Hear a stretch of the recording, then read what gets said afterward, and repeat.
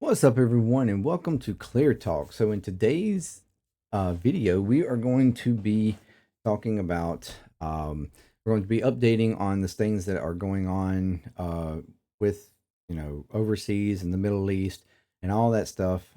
Give updates on Iran, give updates on Israel, Gaza, and things, the ceasefire talks and all that good stuff. So, what's happened within the past week or so. So, if you like this content and stuff, thank you for joining me. And if you like, consider subscribing, like, share, comment, all that good stuff. Helps me out a lot. Helps the channel out a lot. Helps to grow the community, and so we can have more and more talks about um, all these different subjects and stuff going on, and further subjects, different things. Um, give you the ability to give me content to talk more about, or if you want to see me talk about other things that outside of politics or whatever. I would love to. So anyways, thank you again, and yeah, consider that, and let's get to it. So as you know, from our last update, we had our previous those twin assassinations happening. Uh, we had the rhetoric from Iran that they were definitely going to retaliate in some way. We had the like conflict within Iran between the newly elected uh, president and stuff, along with the was it IRGC or whatever. Um, and the RGC wanting to be more aggressive, wanting to attack straight into Tel Aviv or whatever, but the newly elected president wanting to be a little bit more conserved, and strategic, a little bit more, do a little softer, um, uh, calculated type of response. And it looks to be that is more or less um, the way that they're moving forward. Now, this could be because of some suggestion from Russia, from Putin. I know he has suggested to Iran to be very calculated and to reserve their response, their retaliation, um, to make sure that the war is not widened. I know that that's from Iran's perspective, they also do not want it widened. They have spoke on this several times, um, and from what I have seen, that where oftentimes from the Western spheres, media, the way propaganda sometimes comes at us is that Iran is just straight up like evil, and they never want to like they just want to cause disruption all the time, and that's oftentimes what Israel argues to the West, in trying to keep us engaged, keep us pushed, in helping them uh, in defending Israel against Iran, or getting into further, more complicated, uh, warlike actions and stuff. Um, and from what I've seen, and maybe that was a problem in the past. It most certainly was some problem in the past.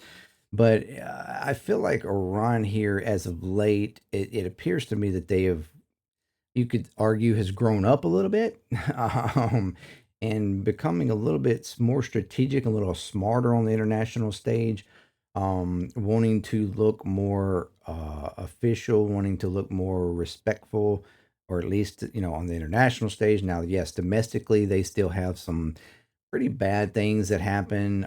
The like um, hangings and stuff like that of their own people, like that is something that's very still much in practice there, and things like so. Domestically they might still be a little bit of a mess, and and maybe that we will see some change in that with the new president over time.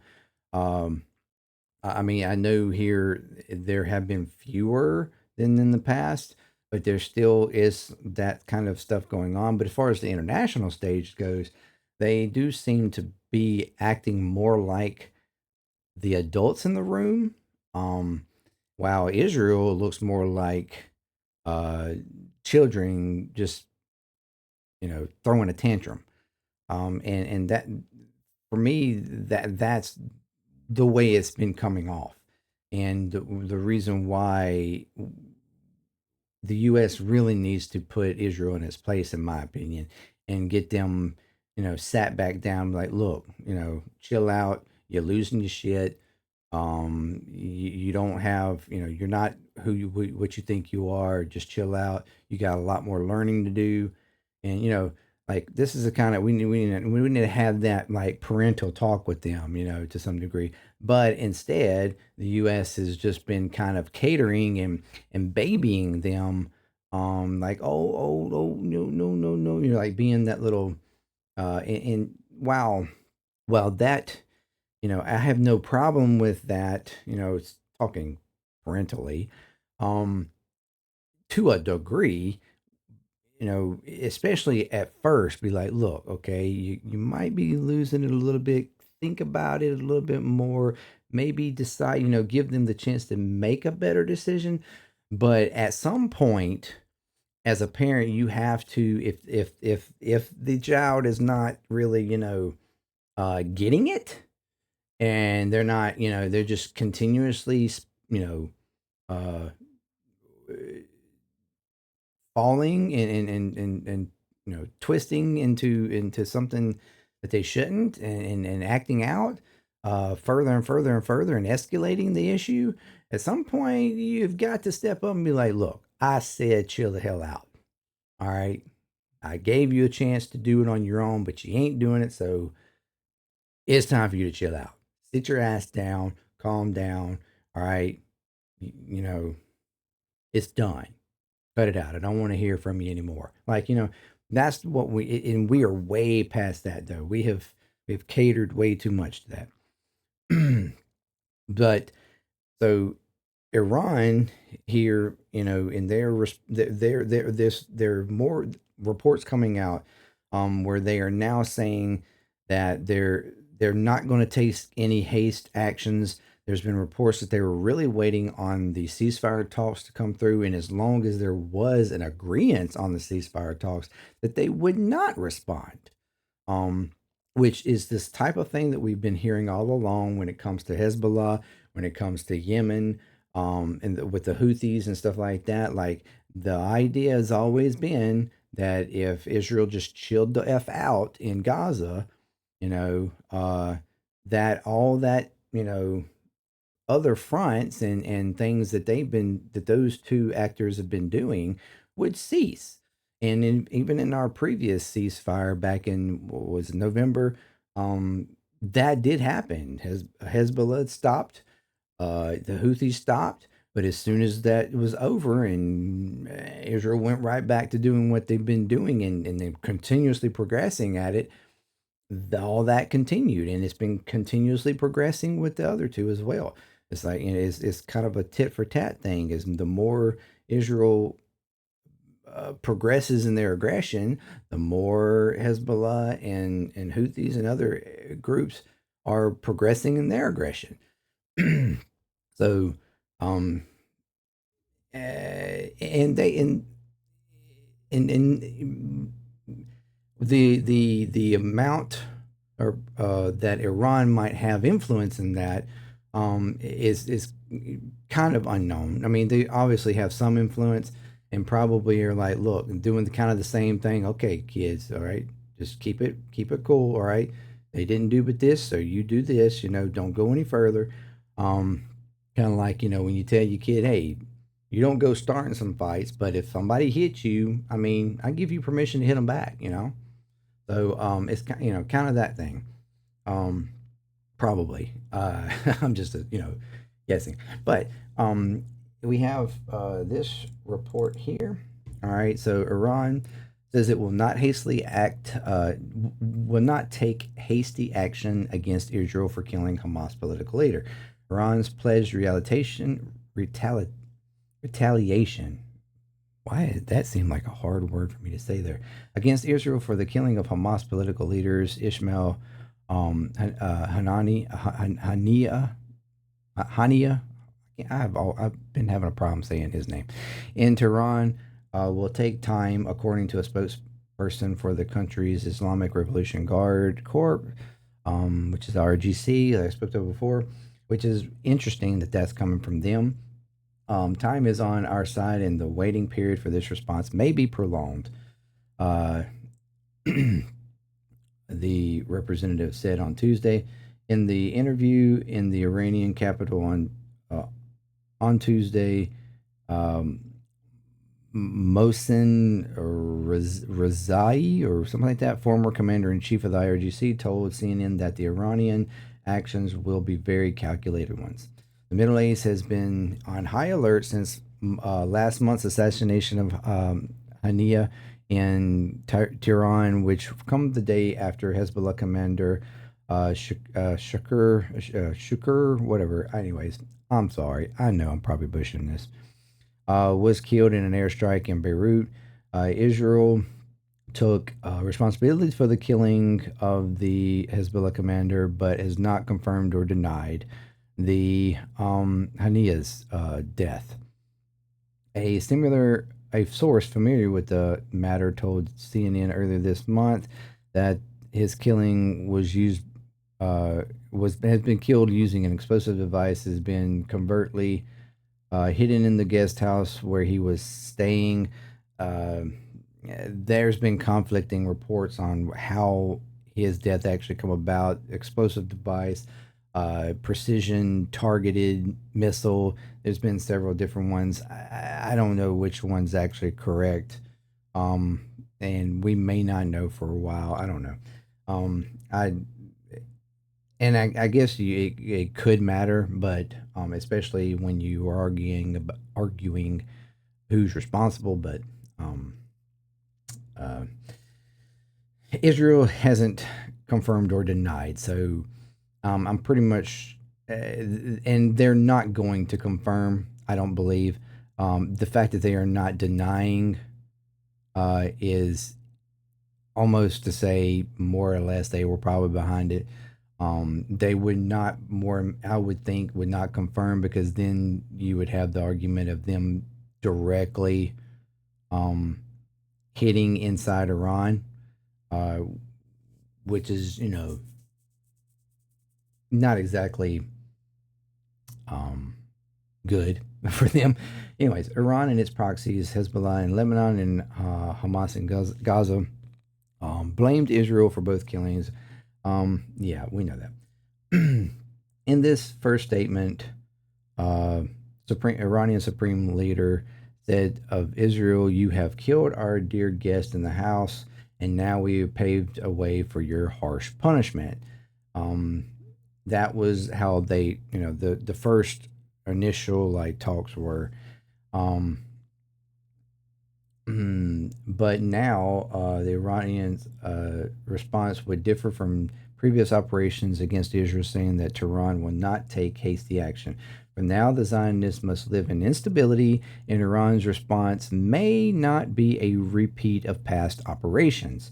The response scenarios are not the same. Our commanders have the experience and the art of effectively punishing the enemy and will not take hasty actions.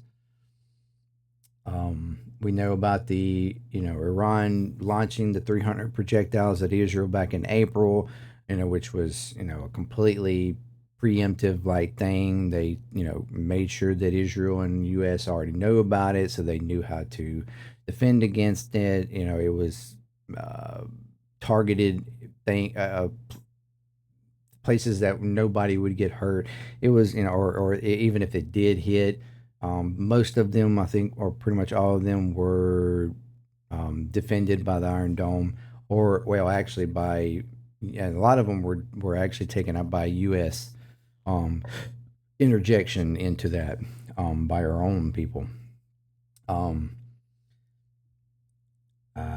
Naini added that the Zionist regime has accepted the defeat.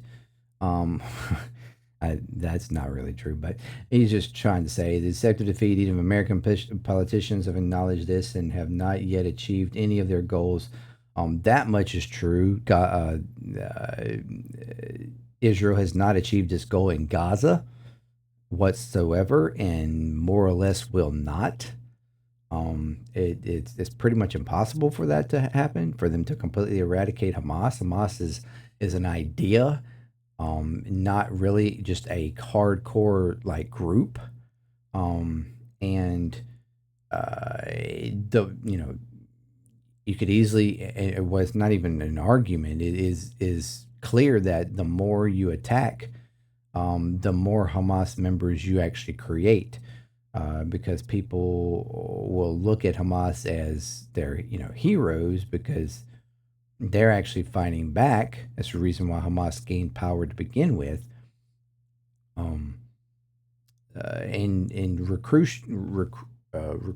into the to Hamas, you're just making it easier and easier and easier by continuously attacking them. You put them in desperation mode, and they will uh, they will agree to defend and fight against anybody that's agreeing. Anybody would, if somebody's fighting against you, you would eventually at some point, whether it's out of just your own safety or because of what has the events that have happened, say against retaliation against family members or loved ones or whatever, being attacked, died, or whatever. I mean, that type of, eventually that can turn anybody into somebody who will aggressively retaliate back. So but this the argument that they've accepted it. Of course, that's not true. Israel does not accept that their goals were not achieved. As a matter of fact, they argue that they are achieving their goals. Um, Diplomatic efforts to secure a ceasefire between Israel and Hamas ramped up after those twin killings. Um, Trying to avoid all-out war. Speaking to CNN, the former IRGC commander said there has to be a ceasefire in Gaza soon. Um, um, the United States and Israel should not repeat their mistakes. If in the few weeks of the Gaza war, the United States had stopped Israel and Netanyahu, the war would not extend. So the main element of the extension of the war was the U.S. and Israel. The more this war extends, the more the U.S. will be damaged. And that's true. Our reputation has continuously been damaged more and more on the international stage. Um, and that is what I talked about, in regards to the legacy of Biden and how that will be tarnished on him because of what has happened. It just is what it is. Um, and it's like, to some degree, I'm not even really that concerned with Israel, but also to some degree you are, because it's like you want the people of Israel to have this, um you want them to have, you want any group to have respect if they so, choose and have the willing to have respect on an international stage or whatever, any country or any group of people. 'Cause that's just what you want. You want everybody to be peaceful. Um, and as much as you would, and you would like to see that, but also at some point you have to put people in their place, if they have gone too far in one direction, for whatever reason. And that's something that needs to happen with Israel, in my opinion. Um, regarding Iran's response to Israel, Razi said, "We have investigated the possible repercussions, and we will not let Netanyahu, who is sinking in a swamp, save himself. The Iranian actions will be very calculated ones." And this is where I think uh,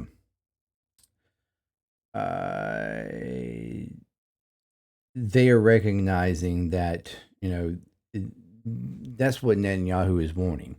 He's wanting the same thing that Hamas wanted Israel to do and succeeded in doing was to have a overreaction to October 7th. Israel not only overreacted, but they have gone way beyond even what Hamas or anybody else thought they would do. And I think it has taken the world by such surprise that a lot of people don't even know how to respond to it, and to some degree can't believe it's really even happening. Um, and uh, and that's exactly what Netanyahu wanted as well, for Iran to overreact and then, of course, have give an excuse for them to expand the war further and bring the U.S. into it. Um, but uh, Iran is being, like I said, the adult in the room and recognizing this and going, you know what, we're not going to let you trap us like that. You know, uh, you're acting out, you're being like a child, doing a tantrum, and at some point, somebody is going to put you in your place. Um, but right now, it's not going to be us. That's basically what Iran's saying. Um, so we've had, the talks this last week in Qatar's capital, Doha, where Blinken said on Monday that Israel has accepted a proposal to bridge gaps in ceasefire negotiations, and that the next important step is for Hamas to say yes, um, to the same terms, which we already know that, and that was uh, well, that was on Monday. This really was already said back on like Saturday or Friday. I think it was Sunday that reports had come out that Hamas had rejected the bridge gaps in the ceasefire negotiation because and we're going to get to that in a minute.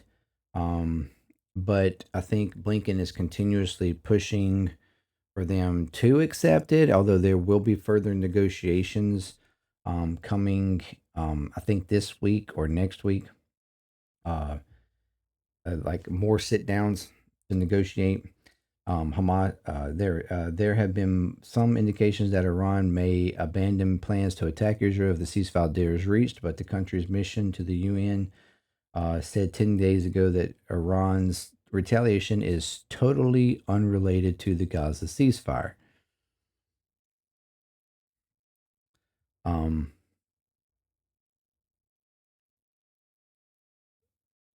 but clearly that has changed.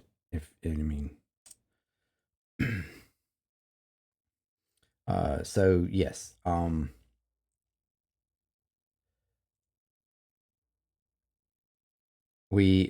this one's. I hate the way they did this one. Um,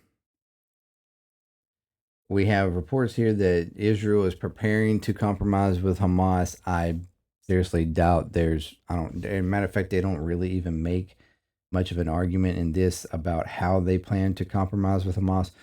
Hamas basically is saying that that Netanyahu has turned around and moved the goalposts further and further. Um, they're wanting to. Israel is wanting to maintain control of two of the corridors in Gaza. The corridor that they've created on the Egyptian border, on the southern border. They're wanting to control that, keep control of that militarily, to prevent weapons from coming in and out through that. Even though Egypt has sworn to make sure that that doesn't happen, Israel is obviously think that they are the only ones that can control that. So they're wanting to maintain that corridor, and then the corridor, I think that's between southern and northern Gaza, um, which Hamas argues is going to prevent stuff from flowing in uh, from the south to the north, um, and people getting back to where they, their residencies and stuff, that they, people that haven't been able to go back and check on the loved ones, or go through the rubble, whatever the case. Um, That's Hamas's argument that they do not want Israel controlling those two corridors. They want to take control of those, basically, really take control of all of Gaza back over, so that they can, um, and that's the big conflict there in these current uh, bridged deals. Um, and now where Israel is going to try to prepare a compromise, I don't see there really being one. I don't see it. Didn't Netanyahu is not wanting to compromise about anything.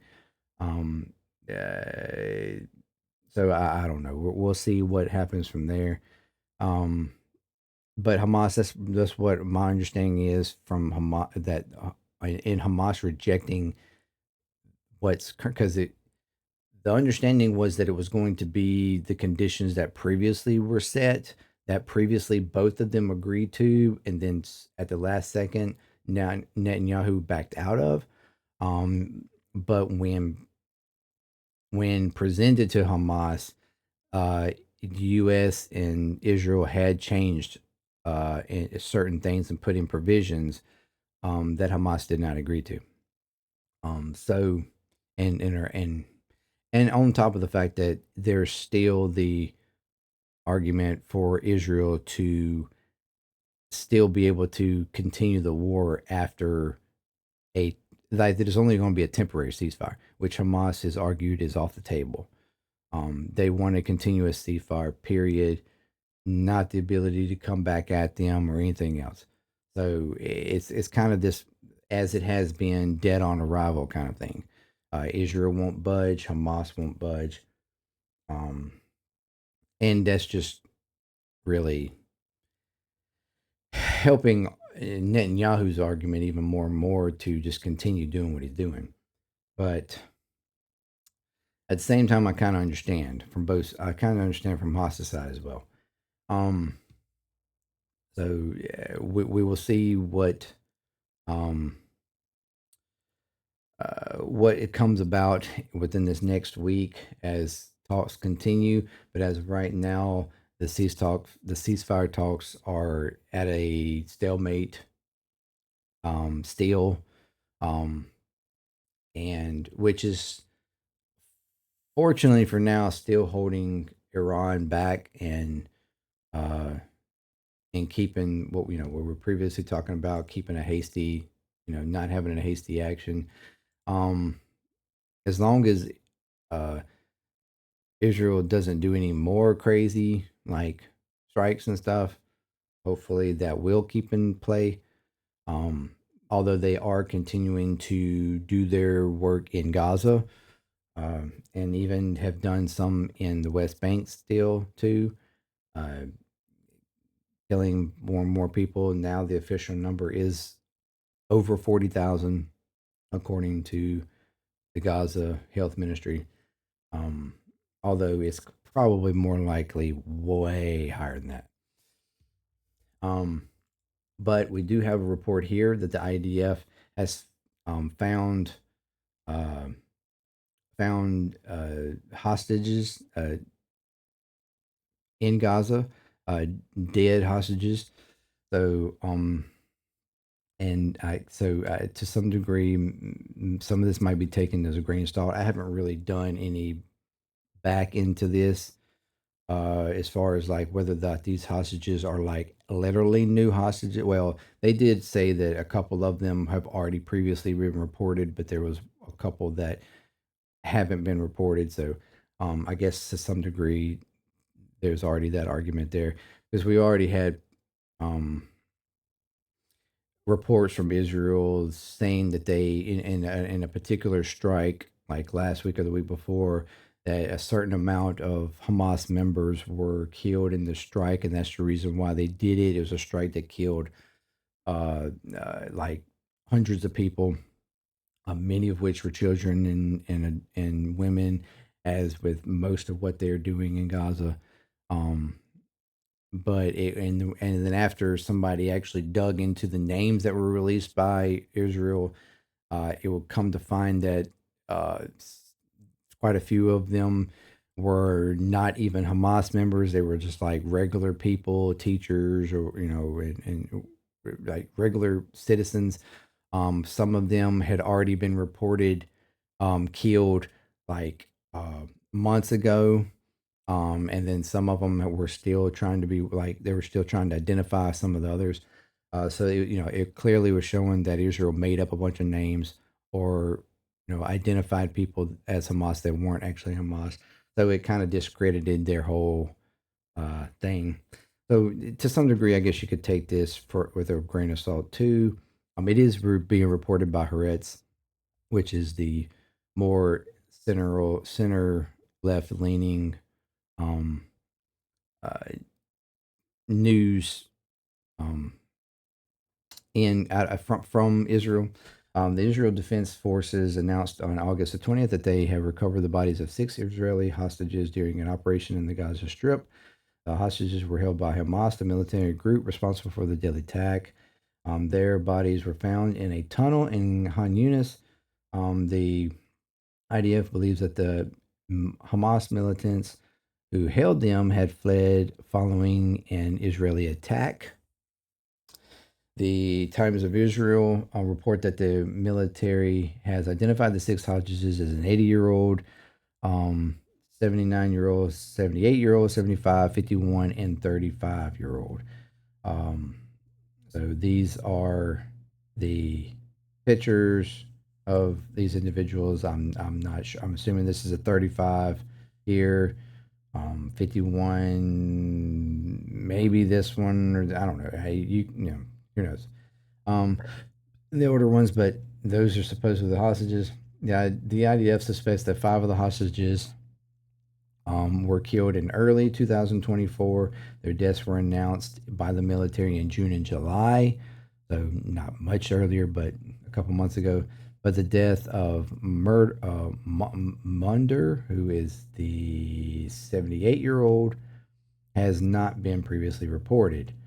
The IDF is continuing to investigate the circumstances behind the hostages' deaths, including the possibility that they could have been killed during Israeli military actions. And the reason why they think that the Hamas militants fled after an Israeli attack. Maybe the attack actually killed these individuals, and so there was no use for them doing it. Hamas members that did not die from the attack fled. Um,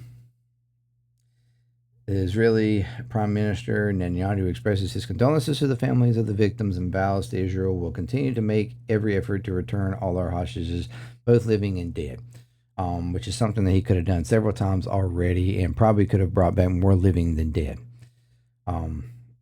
The hostages are believed to have been kidnapped from these two places, the kibbutz Nur Oz, kibbutz Niram, during the Hamas attacks. October 7th, Hamas took 251 people hostage.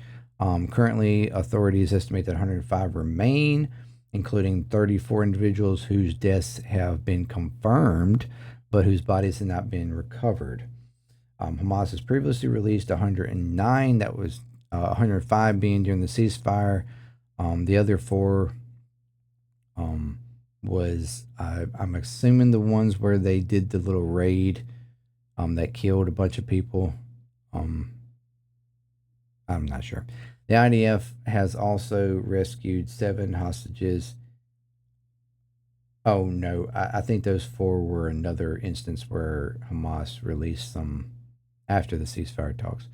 The IDF has also rescued 7 hostages. That was during that big raid, and recovered the bodies of 30 others, including 3 who were accidentally killed by the military as they tried to escape. That was the 3 that came out from an area waving white flags, showing and even I think shirtless and whatnot, showing that they trying to show that they were not Hamas members or whatever. They were trying to identify themselves or show themselves as innocent or Israeli, and the IDF just killed them, shot them down. That was I can't remember back. I want to say back in February or something. U.S. Yes, this is the same thing about the next important thing is for Hamas to say yes. Talking about the ceasefire. So they were able to, recover some bodies of hostages, but this is the problem. Them constantly arguing that they're continuing to working to find, to get hostages, but we're just having more and more hostages dead at this point because of their continuous bombs and attacks indiscriminately, and the Gaza just being completely destroyed. And if they're not dying from attacks, there's a very good chance that they're dying from other issues, food or whatever, because while Hamas is, I'm sure, getting finding their ways to get resources um, for themselves, how much of that they're actually um, sharing with the hostages is, probably meek at best, um, very little at best. So, there's a very good chance that they're having starvation issues and stuff, just like the, residents of Gaza. So,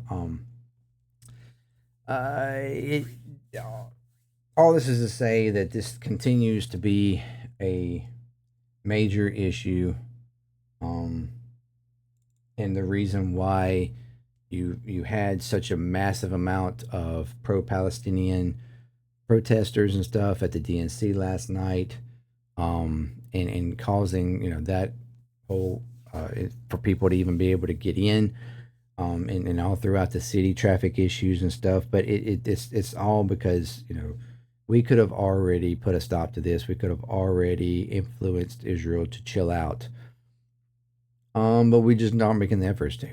Uh, um, Joe Biden has continuously, had his little rhetoric where he, acts like he's patting them and like, hey, you might want to chill out a little bit. You're being a little too much now, chill out. But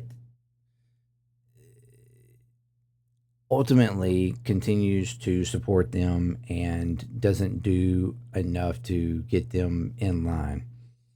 And as I've done a video before, they are out of control. And so far, nobody is putting them in their place. And the only one that really could is the U.S. I mean, it, it, that's pretty much we're pretty much the only ones that can.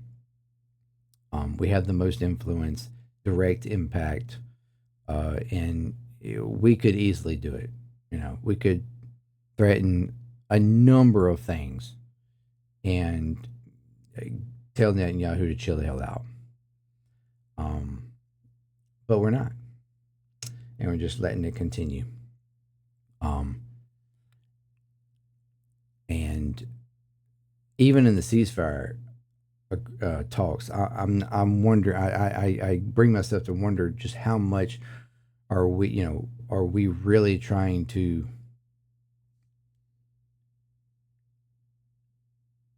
come to an understanding, agreement, something reasonable between the two parties. I mean, it's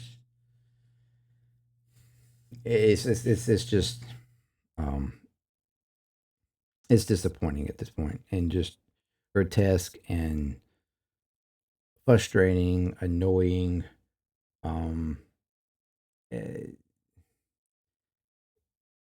and honestly just disrespectful to the whole international community.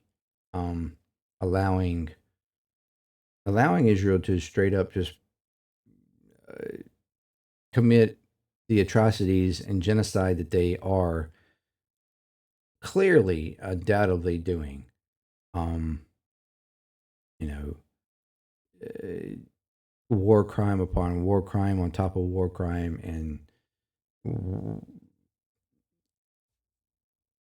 we're not backing anything as far as ICC,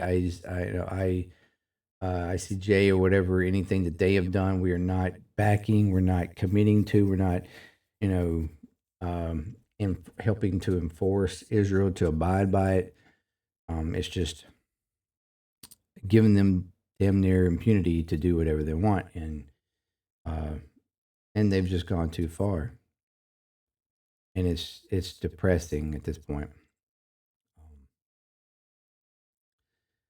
and I don't see anything changing right now. I really don't. It's hard to see something change anytime soon.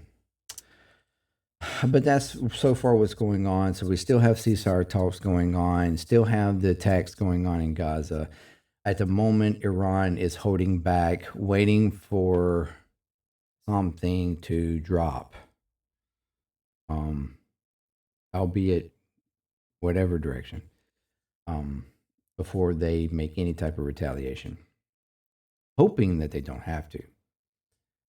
And I hope that they don't have to or don't feel compelled to. Anyways, thank you for joining me. If you like this content, please again consider subscribing, like, share, comment, please. What you think about the video? What do you think about this whole situation? Do you think Iran is going to hold to this? At what point do you think they will have or feel obligated to no longer hold to it? Do you think these fire talks will somehow find an agreement, and what that might be, what that might look like for Israel, for Gaza, for Palestinians, or the whole region as a whole? Yeah, let me know what you think. And thank you for joining me. You've made it this far. You are awesome. Thank you again. And this has been Clear Talk. Peace.